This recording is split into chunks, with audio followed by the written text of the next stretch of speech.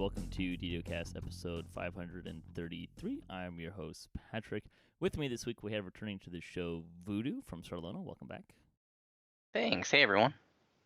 This week's screenshot, the Tiggle captures the dark essence of Shindelrin in the 383rd screenshot of the week. It's a nice little place. For a dark place, it has some nice ambiance going for it. So I really like this shot, and I have to admit, I kept looking for the person in the shot. I'm like, it's really dark. Is that their eyes glowing back there? And I'm looking close. I'm like, no, that's the little lamps. the little But lampposts in Shindelrin. yeah, so they're not in there, but I looked for them. We like to talk about Dungeons & Dragons online nearly every weekend. You can watch us through Twitch, YouTube, the DDO forums, iTunes, or from our website, DDOCast.com. DDOCast is hosted by CyberAirs, the awesome podcast hosting network. Shows are usually available within a few days of recording. And the next show will not be next week. We're going to take a week off. We'll be back in October. Possibly, maybe might get update 40 by then. We'll see. But you can stay updated by following us on our social media pages or our website, DDOcast.com, with our calendar. On the podcast this week, it's going to be a little bit of a stripped-down show, just because of my own schedule and my own lack of preparation and all those fun things. But we're going to hit the news. We've got Voodu here. We'll have some fun. Yeah. So let's jump into game news, because we did get to see update 40 hit Lamannia for the first time. So that's a lot of fun. Did you jump on Lamannia at all? I didn't. I had some trouble getting the Lamannia client to work for me, and I had to download it again, and I can't remember if I tried it after I reinstalled, but yeah, I tried but couldn't. So the big thing is cloaks. We did get a name too. So the update 40 is Cloaked in Darkness. Well done. Yeah. So we have cloaks, which we've talked about a little bit. So we get a new cosmetic slot for cloaks. Cloaks can accept mirrors of glamoring. You get so old random loot gen cloaks will not have a visual. Named ones, including old ones, will. But the new ones, basically, they have to roll that part of it when it's in the chest, and since you've already pulled it out of the chest, you won't be able to get that. But fear not, there will be cloaks aplenty, I'm sure. There's also a toggle command, /show cloak on or off, if you want to see it on. And they have talked about wanting, although I haven't seen anything that says that they got it working yet, is to have on the little doll in your inventory to be able to toggle the cloak on and off. I thought I read that's supposed to be in there. I know they said that they wanted it in there. I don't know if they've actually achieved it or not. I didn't get it on Lamannia myself either. So. But I did see some of the pictures of some of the cloaks. The Night Revels cloaks look spiffy and match their other cosmetics very well. Which is a little bit of a bummer, because that means I'm going to spend more time in Night Revels. Well, I don't hate Night Revels or anything like that, but there's other things to do too. There's so much to do, so little time and stuff. But the blue Reaper cloak looks pretty spiffy.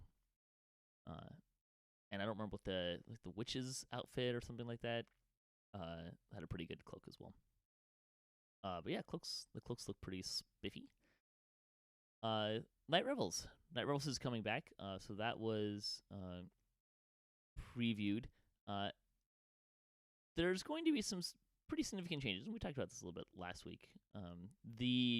There's not going to be a public Delara's Graveyard where stuff spawns and you get the bits that way. You have to go into a public instance now, which I know a lot of people are kind of upset about, because you can't just, turn a Warlock Aura on and go to bed and come back in the morning with a bunch of stuff. You're going to have to, actively I never did that. Never, ever once. It proved to be rather ineffective when on the handful of times I did it last year, because usually I would die in about 20 minutes. So it wasn't very promising for me in that regards. But Yeah, you're gonna have to actually actively do this. They also tweaked the what you get out of they tweaked how the rewards work. So Haverdashed and Under New Ravagement now both give out Spooky Almonds and Darkest Chocolate at a base amount equal to your score. Snitch and Lich now gives out Sinister Cinnamon and Darkest Chocolate at a base amount equal to 2 times your score. Getting Ahead in Lord Jones Plaza now gives out Shadowy Caramels and Darkest Chocolate at 2 times your score. The newest Ringleader gives out Black Apples and Chocolate at 2 times your score. Hayweird gives out Sinister Cinnamon and Chocolate at 3 times your score. Resurrection Chambers Caramels at 3 times your score. And Gravework will give Black Apples at 3 times your score. So the biggest change there is the newer ones were giving out all of the ingredients. Hayweird and was it Ringleader? Was the other one? Resurrection Chamber. We're giving out some of all of them, which people really like because you can just rerun that one over and over and over again. Yep. Now, all of this to say that some people were saying, "Hey, this is you turned down the ingredients." Steelstar said, "Well, in most cases, you should be getting more ingredients." But I think where people were contending that we're not getting as many ingredients is because whereas you were getting 8 of each kind, you're now only getting 20 of one kind. I don't actually know the real numbers, but so that was part of the reason why people were saying that. I have a little bit of hope that while this may make between those changes and the public area change, or like how you get the keys and stuff changes, that it might be a little bit more interesting and fun to do. But I don't know. I'm not the kind of person who likes to run the same thing over and over and over and over again. Usually about four runs of the same thing is usually about where I check out. I just go into like my happy place into autopilot mode and just totally zone out and just muscle memory it, Sure. Just for hours. And I like when Night Rebels comes out, I typically live in Delira's graveyards for the entire time. Yeah. The one nice thing is the first time XP for all of these challenges is usually really awesome. Oh, heck yeah, it is. So it can be a really good time to throw in a reincarnation or an epic reincarnation or something like that. So that can be a consideration. So that's really nice. You can get a lot of because there are challenges. So the first time through is Buku XP, which is great. We'll see how it plays out. I think the biggest thing that people are concerned about probably is you have to go into an actual instance to farm your ingredients. And my understanding is it's not you go in and it's the same thing it was. No, you have to like go in and clear it and reset it and kind of come in, clear it, reset it, and kind of all do all that kind of stuff. So. And it's a 6-person instance, which I'm a little bummed about because on one hand, I always enjoyed like getting the guild in there, a big 12-person guild group. We're all just joking around, having fun, and then even if it was a little bit slower, people would post groups, and there was a more social aspect to it. So I mean, obviously you can still post a group of 6, but I just think it's gonna really change the feel of it a little bit, and I'm a little bit bummed out about that. I think you're right. I think it's gonna be a totally different feel. We'll see how it goes. The reason why they're changing the public part is performance issues. Yeah, I think a large I can part see of that. I think they haven't really come out and said this, but some things that I've kind of seen hinting at is it seems like a stale instance, so that means like an instance that is open for a long period of time can cause performance issues. So Delira's Graveyard could be one of those places where you've got just people parked in there and stuff continually spawning and it's always continually draining resources and stuff like that. And if you get, at a peak time, you might have like 7-8 instances, but if people just kind of park in those instances, then the game has to maintain 8 instances for however long period of time until those people start leaving and it collapses. But if people are just camping and parking and doing that stuff, then it just kind of keeps going and going and going, right? I don't know. It's all kind of a bit of conjecture, but and I've seen some theories on the idea that someone parking on a guild airship can filter that same kind of problem through the guild and then onto other people and stuff like that. That may all be conjecture and hearsay and completely wrong, but they have noted that performance issues are something they're trying to clean up. The private instance will be available for levels 1 to 35. Didn't mention it this time around, but the new dungeon, as it were, is Gravework, a return to the village of Outer Framework, which this is it's always fun, I think, as someone who DMs, to show the players the results of their handiwork. So now we're gonna go to a place where we just massacred a village. I hope we didn't bring a paladin, for crying out loud. Jeez. This should be fun.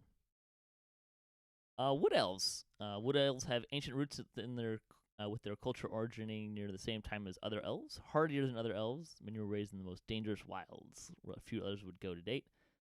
So let's see if I can find all the fun stuff on it. So they get +2 to dexterity and -2 to intelligence instead of constitution. They cannot take dragon mark feats. The Dragon Mark enhancements were replaced with the option of additional strength or dexterity in the cores. And then each of the tier 1 line grants +1 to hit and damage with longswords, rapiers, scimitars, short bows, and longbows, as well as a +1 to hit and +2 to damage with falchions. Yeah, that's kind of fun. They get Wild Step, which is +5 to tumble. When you tumble, you gain a +10% action bonus to movement speed. And 10% action bonus to missile, or action boost bonus to missile deflection for 10 seconds, and you can only do that every 30 seconds. That's kind of crazy to me on first read, because it's essentially an action boost that you don't have a counter for, and all you have to do is tumble. And +10% to missile deflection sounds pretty spiffy. See, they have Tier 3, they have an update, a multi-selector Deepwood Origins. You can either get +5 double strike with those weapons I mentioned before. You can take an oath to forgo metal armor, shields, and rune arms. And as long as you don't have those equipped, you get 10 PRR. Or you can count those weapons as favorite weapons regardless of your deity. That's kind of neat. There's also a multi-selector at Tier 4, either +5 offhand strike chance, +10 bashing of shield with non-metal shields, which seems kind of weird. +3 to damage with two-handed weapons, +2 to hit and damage with single weapon fighting, +3% double shot, or vigor with an SLA vigor for 10 spell points and 20-second cooldown.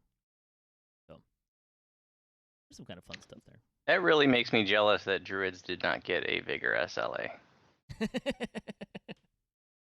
Well, you could be a wood elf druid. Yeah, that's true. This could help your tank, right? You can just tumble and you can get 10% bonus to speed and a 10% bonus to missile deflection, which I don't think so. As far as I know, is the only place you can get missile deflection as a player. So, a little surprised I haven't seen it on any armor or items yet. So, hey, Linabelle, you listening? Maybe some missile deflection stuff on items. That'd be fun. Yeah, there you go. Also, Warforged can now use the Night Rebel's Death Knight cosmetic armor. Let's see, other fun stuff from Update 40. Or is there anything else you want to say about Night Revels or Wood Elf before we move on?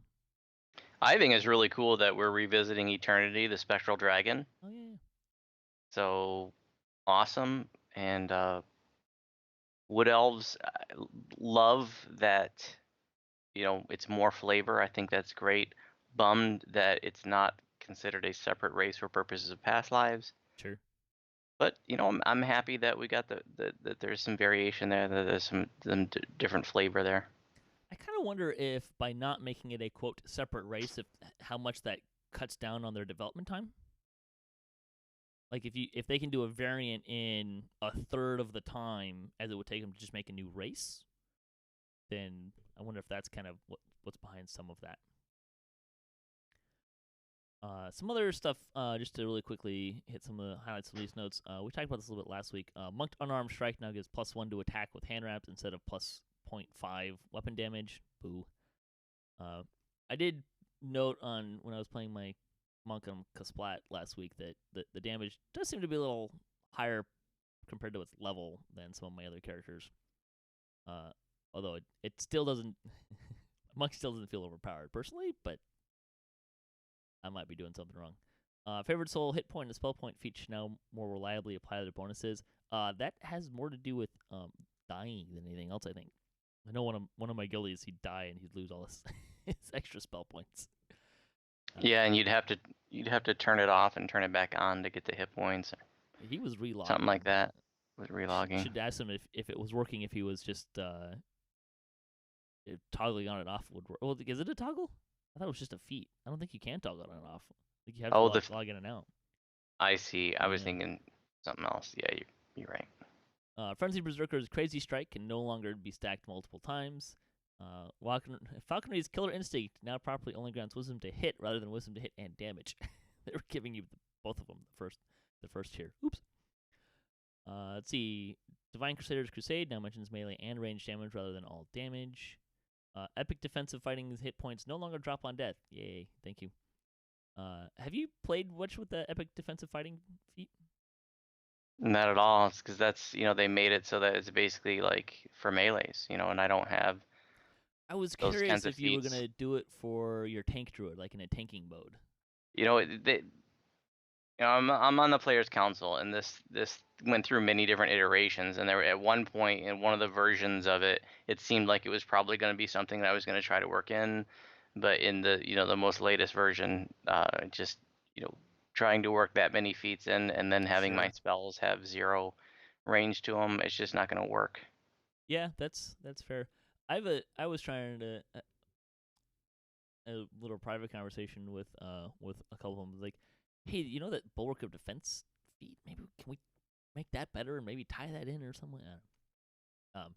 Yeah, if you don't invest the feats, it's not going to get you very much. I think my rogue got the most benefit out of it. Oddly, my monk did pretty good too, but the rogue, just because he has all of the feats and doesn't have any existing kind of defensive, any bonus of hit points there, was really good. It worked out really well for him. He doesn't have spells anyways, so But I know a lot of people aren't exactly, and it's even being mentioned in the chat here, that the restrictions are not exactly popular. But they felt like they needed to, if they were going to do something like that, they needed to have some sort of restriction and cost, as opposed to just giving everyone 25% hit points. Let's see. Sentinels of Stormreach has its head rewards updated. Very cool. Yeah, they no longer require sigils in order to craft. You can still update the old items with the sigils, but or you can just go get a new one, fully upgraded. Yay. Let's see. Night Black Coffee and Butter Rum Coffee has been adjusted to match their current functionality. These items are no longer usable in public spaces only, and instead are only usable in the Night Revel's dungeons, the Night Revel's graveyard, Crystal Cove, and Smuggler's Rest. Although I wonder if they, as I recall, they would count down in other quests, which was kind of a little aggravating. But it'll be interesting to see if the coffee is more valuable if you can't camp farm anymore, if you have to go through an instance, if that's something that people go for more now. The Glamour Dust recipes now use the right icon and description to match their ingredient. White Plume Mountain Sentient Gems now have their proper icons. Neat. Didn't realize they had their own icons, so it'll be kind of fun. Let's see. Epic Defensive Fighting Stance no longer affects the range of quest-specific wands used in Framework, Price of Freedom, and Ascension Chamber of the Black Habit. Oops. Again, this is not live. This is on Lamannia. This is update 40. So there you go. That should make that a little bit less painful. I noticed not on this list are the trinkets out of Curse of Strahd, which may be intended and by design. The Amber Temple, once you draw Strahd's attention and survive his challenge, the extra chest has a chance of containing named loot. Neat. And the Soldier card, a second dimension door opens to the crypt after Strahd's vampire spawn are defeated, so you can pick up the symbol when you are done. Thanks. What can happen is there's a little cutscene area, and sometimes the icon can be there. And if that's where it is, and you don't pick it up when you leave, you couldn't get back to finish the quest. Be kind of problematic. Let's see. We talked about that stuff. We've seen this before. Reaper difficulty, damage, and healing values now have a minimum value of 1 due to Reaper scaling. That was in the release notes for the last update. Didn't make it. That'll be nice. The skill Intimidate now has a range of 30 meters, and a bug with its line of sight check has been fixed. I don't actually know what the current range is, but 30 meters seems like it's going to be a lot farther. That is awesome. I totally missed that when I was reading through the release notes. I was just, because right now Intimidate's way too small.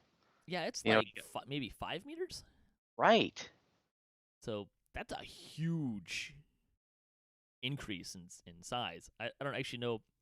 I don't have a good perception of how far a meter is, and how they measure that, but Intimidate is definitely not 30 meters.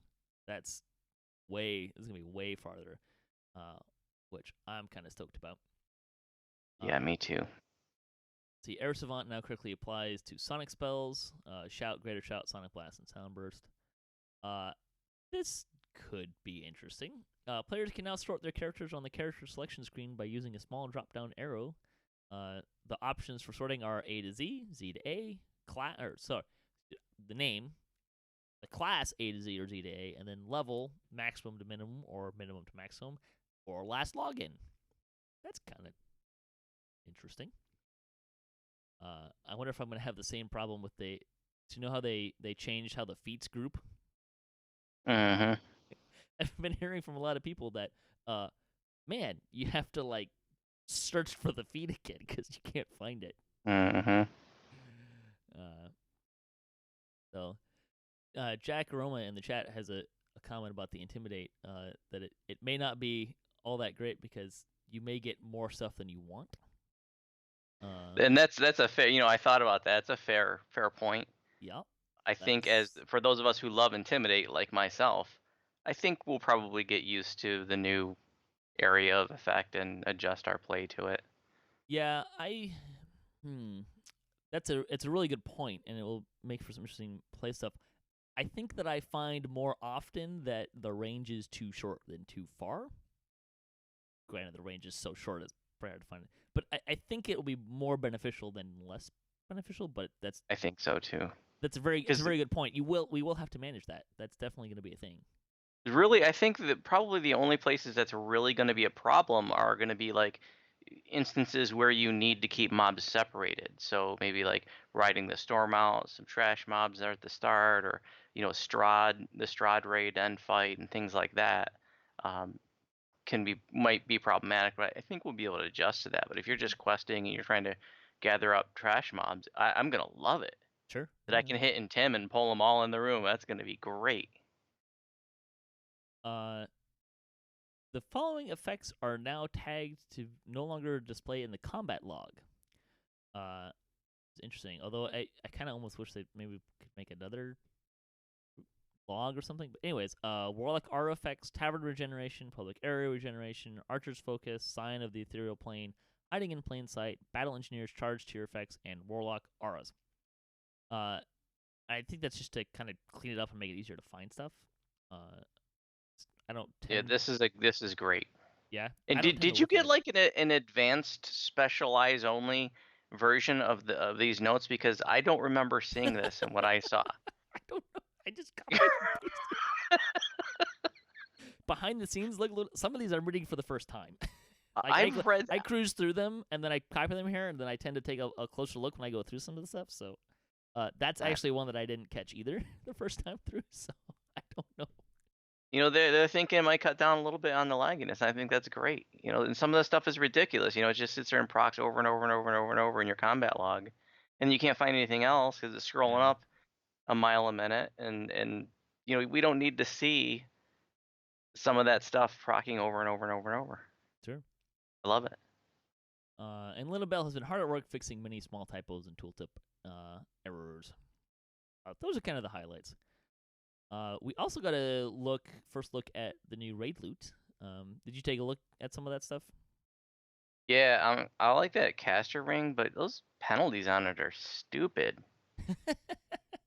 Seriously, like what? Why can't we have nice things? Why you got to take away 5% of my spell points so I can wear this ring? That's pretty ridiculous. And there's some other penalty too, like -2 will saves. Like, come on. Oh, you don't need will saves with the caster. What are you talking about? Yeah, that was. I saw that. That was. So there's a theme going on here that's basically recreating other items, but in a different slot or weapon type kind of a thing. Yep. An example is the Staff of Shadows, which is essentially the Sword of Shadows, just as a quarterstaff. And there's some stuff kind of tweaked to make that work. So that's kind of the theme. I'm not exactly sure how well that plays, personally. And like the weapon list, other than the longbow, the weapon list is not exactly a popular weapon choice set. There's a short sword, but I think because of now that Vistani's out, and I think daggers are more popular than short swords by a long shot. That's not to say that some of this stuff doesn't have nice things on it, but I'm curious to see how popular the loot is. The armor kind of also didn't really strike me as that interesting either. Maybe the null armor, but I don't think that none of the stuff in here really struck me as better than what you can get in Ravenloft. Is really where I came down to on some of it. So, that was right. There is you should mention too though that's kind of the raid loot. There's some other weapons. So what they were looking, we get some information about how you can upgrade the weapons out of White Plume Mountain. So you can upgrade Black Razor, Whelm, and Wave, and it looks like you might also be able to convert them into other types of weapons. So there's the Reflection of Black Razor, which upgrades much of the stuff, but then there's a Soul Razor, which is essentially a longsword version of the Reflection of Black Razor. And Whelm has a throwing hammer version of it. Wave has an orb version of it. And then interestingly, there's a few more reflections of weapons that. So the Angdrelv and Frostblade. Although the Frostblade only has the one version of it, doesn't have an alternate version. It's a shame because I think there's really a missed opportunity to make a kukri or a dagger out of that one. But so that's kind of interesting. They have not said how we will do this, or how we will kind of update those or make them better. But I mean, I know some people are pretty excited about that. You take a look at any of those? Anything look exciting? I have the same reaction as you, basically. Like, I read through it and I was just like, I mean, I only basically play 2 characters, and like, so Sure. the stuff I'm looking for me is very limited. But looking over it, I just wasn't very excited. Do you use Wave at all? I don't. Okay. Because it's got was trying to farm one, the swirling, the thing that makes it less reduces your incoming damage. It's like the negative 25% damage shield on it, but didn't know if that was something that you would use much.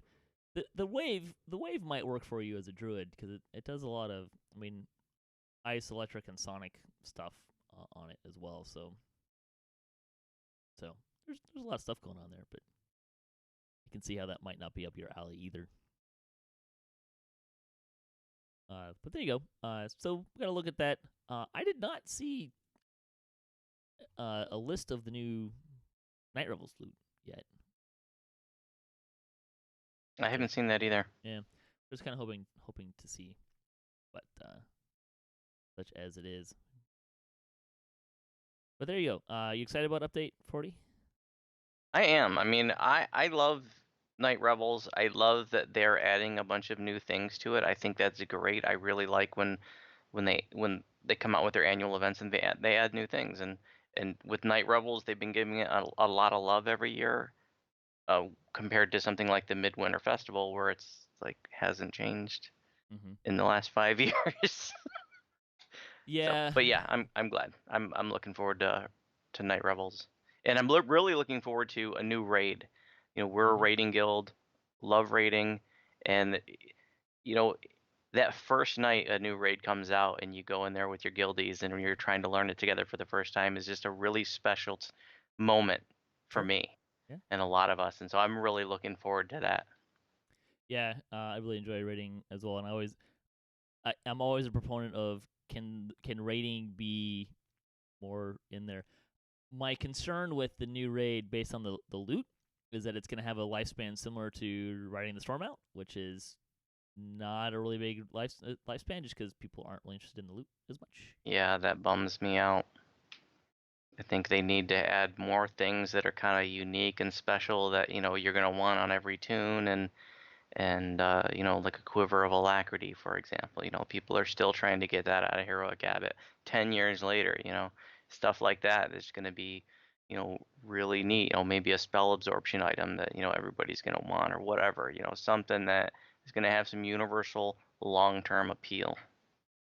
Yeah, and I kind of wonder how much, you know, the Abbot Quiver, that might have more to do with the fact that you can upgrade it to 30% striding at level 1. Right. Oh, absolutely. That's exactly what it has to do. You know, but everybody wants that. Everybody who likes TRing wants that item. It's true. To this day, you know.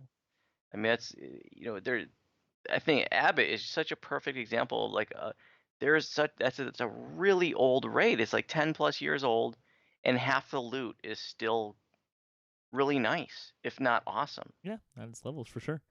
And I've talked on the show about how I'd like to see, there are some ideas about how to make raids more of a long-term longevity kind of a thing. But there you go. Bonus days. Crystal Cove is back through September 30th. So you have this weekend and next week and weekend to enjoy Crystal Cove. You can also, again, upgrade your items. I went through and I upgraded a few of them. I did not upgrade my spyglasses. I decided I like my spyglasses the way that they are. Although that might change based on a few experiences that I had there. We'll see. I found my my tank, which is now mostly Artificer, can trap, except he just has like baseline trap skills. He doesn't have like a skill bonus, like bonuses to these kinds of skills, the intelligence or dexterity skills. And he was not able to do some traps in some of the higher level quests. Oops. Yeah.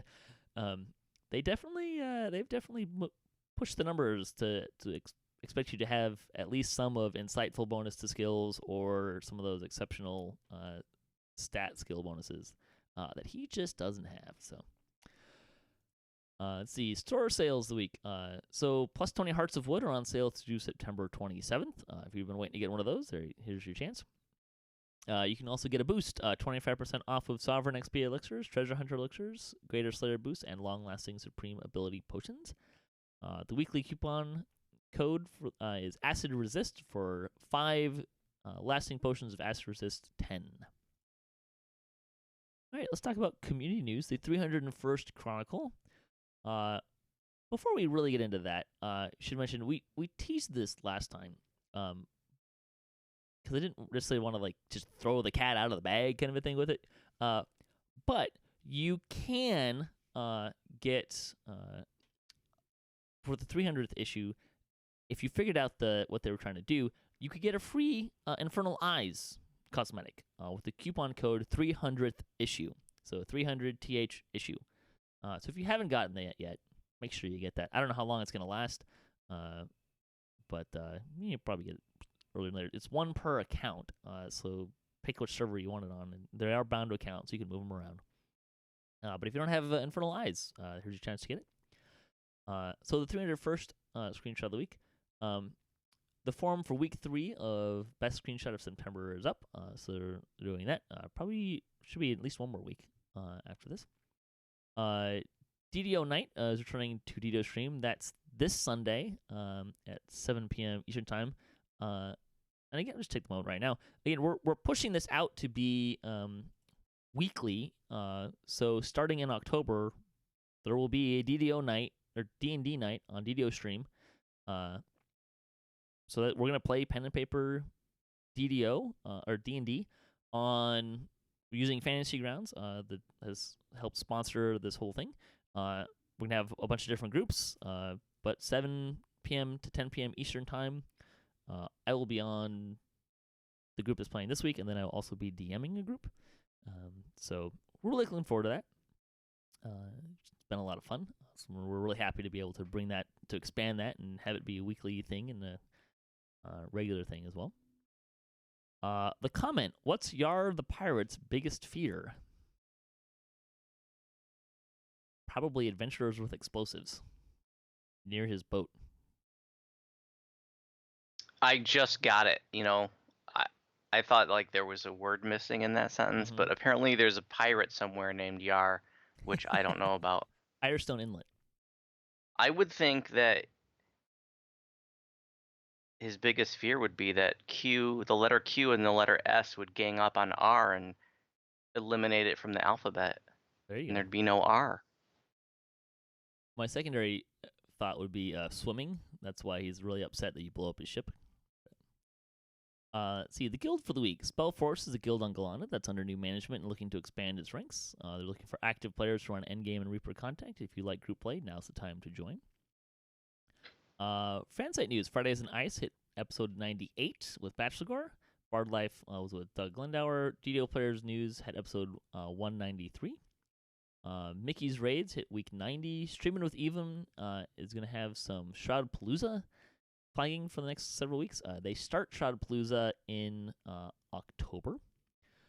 And we talked about that a couple weeks ago with Bonnie. They're doing Extra Life with that too, so you can support them through that.